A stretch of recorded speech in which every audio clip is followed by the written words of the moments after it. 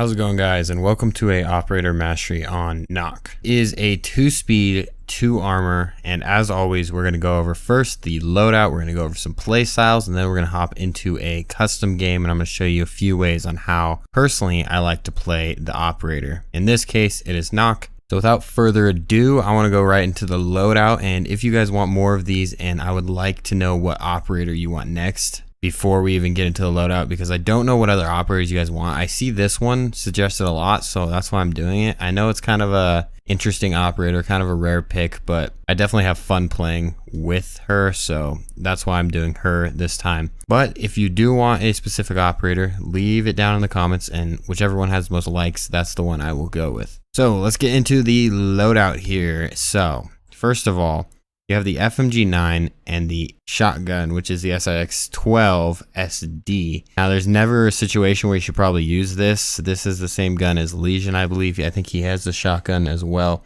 And that's probably why you've never really seen it, because Legion's gun's also better. The FMG9 is the way to go. In my opinion, I got the holographic here, and a suppressor would sometimes be a good idea if you're going for the super sneaky, but otherwise you're going to want to stick to a flash or a muzzle. I use the flash on the FMG9. It's just what I found to be the best for me, but play around with it, see what's best for you. Obviously it's different if you're on console. Sometimes muzzles are better if you're on console, and vice versa. As for your pistol, you have the option of having the handgun, which is a deagle, and that is the way you want to go. Just put a muzzle on that thing. It has 70 damage per hit, so 71 damage, and I would do that any day over the 5.7. Not only that, you also get frag grenades, which is quite interesting on an operator like this. It doesn't really fit the operator that well, but it's still nice to have those frags. Before we hop into the actual game, I kind of want to talk about the actual pros of the operator's gadget, and that is because it is quite rare. It's actually kind of a mixture between two operators on defense, which would be Caveira and Vigil.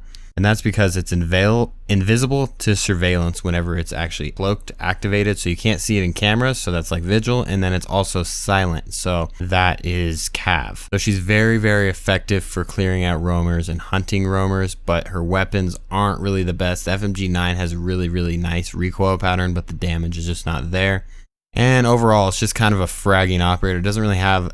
It's not like a staple to the team. It's no Thermite, Ace, Thatcher. It's none of those, because you don't really ever need to have a Nokk in most situations. But she's still fun to use, so that's why we're going to go over to her. And I also want you to know about the gadget. She's only invisible if she is standing still or walking. So if you're sprinting, jumping, any of that, it'll kind of do like a glitchy screen. They'll know you're there if they know what that means. It just makes a sort of distorted look on the screen, but it's still invisible. But most people know by now that that is what it looks like whenever a Nokk is jumping or sprinting or anything like that. But regardless, she's still silent stepping all the time, and when she shoots, she does not deactivate her gadget, unlike Cav and Vigil. So let's hop into a custom game now. I'm going to go on Outback. That's the map that I always seem to use Nokk on if I do. So we're going to go to that, and I'll see you guys in the game. So there's really two ways to play Nokk, and my favorite one is playing with a teammate and having your teammate drone you in. So for example, on a map like this, when the site is upstairs, which is usually the first site, it's just these two rooms, laundry, of course, this kind of area, it's very easy to have your teammate drone you through this entire downstairs, and you can do an easy rush. Now that's how I like to use Nokk, is for rushing. I don't really use it for clearing out roamers as much as I should, but rushing is where I find the operator at its peak. So for example, if your teammate is droning ahead of you like so, and just clearing things as they go, such as going there, going up the stairs, and you of course would be following the drone pretty closely, and then they drone you up. They say, okay, dorm's cleared. Someone's in showers, someone is in laundry, right, which is over here. So meanwhile, that whole time, while they're doing that, you go cloak, and you are rushing up the stairs with your thing. Now whenever they say laundry, they should in theory ping, and you should still be silent, and then you are in sight in the matter of 5-10 seconds, right? That's the amazing thing about this site in specific. Now, this doesn't work a lot on this exact run up. I actually do it from a different door usually and run up the piano stairs, since that's the better way. And that's mostly because a lot of people like to sit in dorms and there's just so many entries this way, while piano just has one door. Now the other way, of course, is you have to drone up yourself, and that's usually what happens if you are in a solo queue. For example there, if I were to do that same exact thing as a solo queue, I'd first get in, then I would check. But the thing with this is intel always changes, so once I get here, right, I want to drone out this dorms, but I can't really do much over on this side, because if I go in here, find out a guy is on the bomb, on a bomb, he's just head glitching or just chilling there on his drone.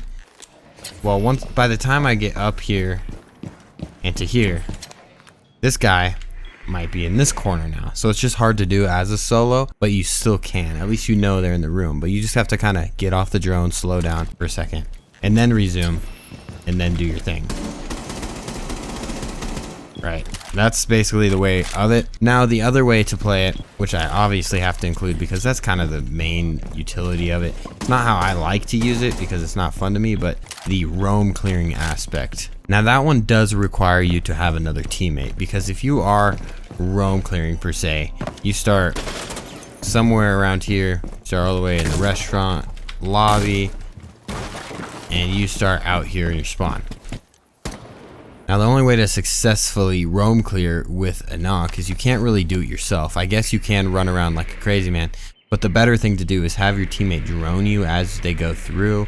And if someone's on Shark Stairs, for example, well, they're gonna be shooting at the drone, but they won't hear you. Now while it sounds really, really loud, this is something that throws me off every single time, because it actually enhances the sound for you, so it makes all your surroundings louder, like your footsteps, and it makes everything quieter for the opposition. So they can't hear your footsteps, but you hear them like a giraffe. So you can't hear a thing while you're in Nokk mode. So just keep that in mind whenever you're roam clearing, because you won't be able to hear them. That's why you kind of need a drone to help escort you through the map and get all the roamers cleared. So now just for some quick tips on how you should better play it. First of all, you gotta know the two things, the two rules. A lot of operators fall under this. Whenever they have their gadget, they think they always have this gadget, or they just overthink this gadget's really main purpose. So for example, when people play Cav, whenever their gadget is not activated, sometimes they walk around like it is. They have their pistol up, but little do they know, or they do know this, but they're just being ignorant of the fact is that they can still be heard just as easily as they would as any other operator. So only whenever you're doing this can you not be seen by cameras. Now another thing I see with Nokk in specific is people think they're like invisible to other players, which is just not the case. You're only invisible to cameras, you're only invisible to cameras, and you're only inaudible, right? You can't be heard only while your gadget is activated.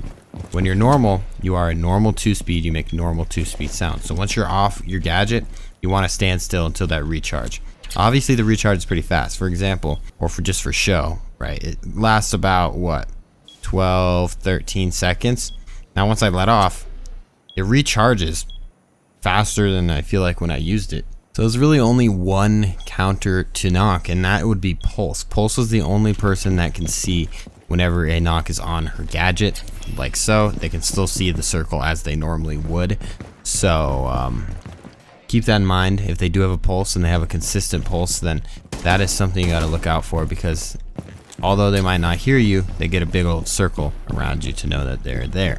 So basically anyone who wants to take on the entry fragger role and has a good stack, at least a 2 stack, honestly, just a duo queue would work, should take on this operator and learn how to use it correctly. It can be very, very powerful, especially for those working with others. All it takes is for you to be decisive and actually want to know where to enter and how to get the entry frags. So overall, I think this operator is easy at nature, but it's actually quite hard to get to ace it, you know, to get it down to the T. Now, once you do get it down to the T, it can be very beneficial. You need to know when to be aggressive, obviously, whenever your gadget's up, and then when to just stand still and wait for your gadget to reload all the way, or at least partially, and continue on to your aggression. So that is how to play Nokk in my books. This is one of the funnest operators in the game, in my opinion. Now, should you play this every round?